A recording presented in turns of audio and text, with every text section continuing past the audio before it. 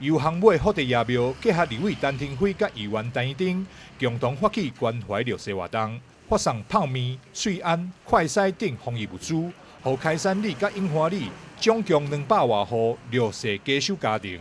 我们境内2个里那些中低收入户，还有独居老人，还有一些残障人士，我们特别来邀请各界的善心人士来一起来做这个关怀我们发送这个快筛剂，还有泡面，还有我们请我们陈建议员，还有那个陈廷飞立法委员一起来发口罩，一起来照顾大家这样子。目前我们的快筛量还 OK， 那有这个地方由咱总教来提出这的协助啦真正就感恩，互咱感觉讲伫这时间当中互相关怀这就是咱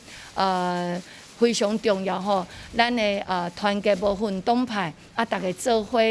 针对咱的疫情来做伙控制，做伙合作让我们的防疫会更成功。咱的由航尾福地爷庙咱的张天健主委甲咱所有委员团队做伙发起互义珍甲田辉做伙来参与尤其是针对着咱由航尾福地爷庙咱境内樱花里、开山里绿色好朋友来发放这个快筛，还有泡面还有这个口罩的物资我想这个时候真的是大家是最需要且最缺乏，所以就感谢咱由航尾福地爷庙的爱心嘛